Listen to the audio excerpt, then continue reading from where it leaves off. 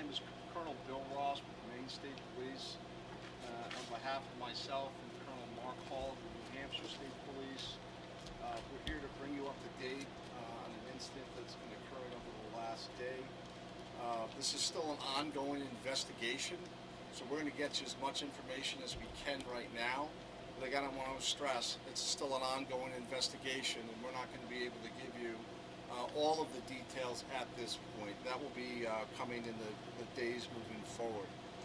I first want to thank our partners in this, the Kittery Police Department, the York Police Department, the Elliott Police Department, certainly the New Hampshire State Police, the Maine Turnpike Authority, the New Hampshire Attorney General's Office, and the United States Coast Guard for their assistance in this. So there are a lot of partners involved over the early morning hours that helped bring this to an ending.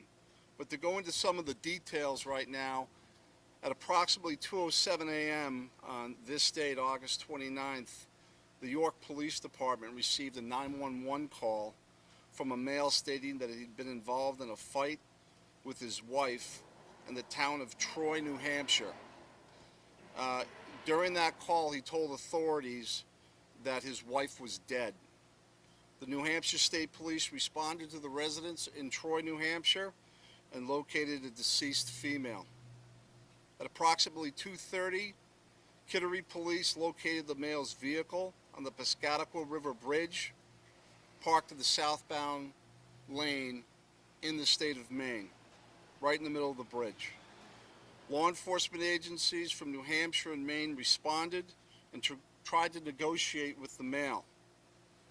The bridge was shut down for several hours to protect the public, while the negotiations were attempted and the scene was secured. The Maine State negotiations were ultimately unsuccessful. The male then exited his vehicle, and at that time he raised a firearm. Maine State Trooper Craig Nielsen and two New Hampshire State Troopers responded with deadly force. The male subject was located deceased in the water below the bridge and was declared dead in the scene. He fell from the bridge. The male subject was recovered by the Coast Guard at that time, almost immediately after falling into the water. Law enforcement officers on scene located an 8-year-old child fatally shot in the back seat of the vehicle.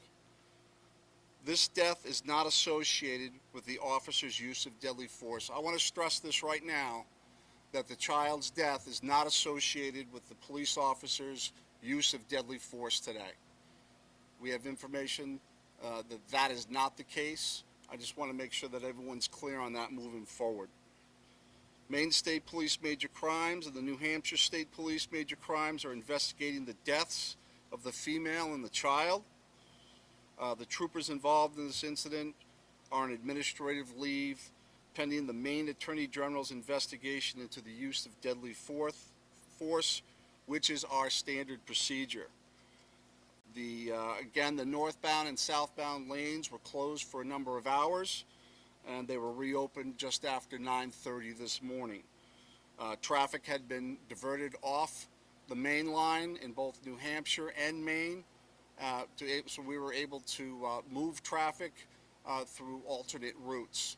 Again, that was with great assistance from our partners in this. I'm not going to be able to take a lot of questions, but I will field some at this time if you have them. And again, please be patient with this. This is an ongoing investigation, and when we have more information, we'll make sure we get it to you folks. Relationship between The family, father, husband, wife, and child. Colonel, how were you able to where the child was in relation to the suspect who was shot and fell off the bridge? All of that is stuff that we're not going to be getting into right now. Those are some of the details of the investigation. We're going to let our major crimes units and the Attorney General's office work through those particulars, but I'm sure that information will be available in the future. Colonel, how were you able to determine the child was not shot by troopers? Again, that's part of the investigation that's ongoing, but based on information we saw, it was very clear that the officers that were involved in the shooting did not fire on that child. Colonel, did he point the gun at police that were responding? Can you give us a little bit more information on what happened? Again, the particulars of that, he had a firearm. He was raising the firearm.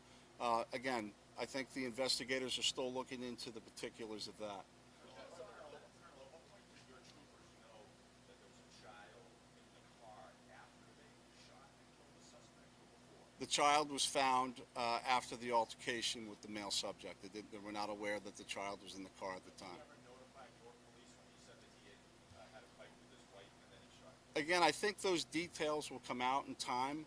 I know everyone wants to know the why. Right now, we're going to be focused on what happened and try and getting that information to you. Again, ongoing investigation, a lot of details that we still need to uncover. A lot of work has been done on this. Again, I want to thank the agencies that were involved. Anytime you shut the main line down on Interstate 95, that's a big undertaking. When you add everything else that happened regarding this incident, a lot of people had to come together to make this work.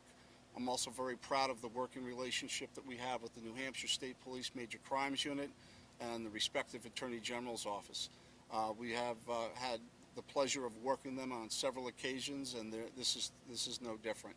One at a time, please. Hey folks, again, we will have more information coming to you as this unravels, and we have more to provide to you. Again, a lot is happening. I think you have enough now. Moving forward, when more information becomes available, we'll get it out to you. Thank you for your patience, and be safe. Thank you very much.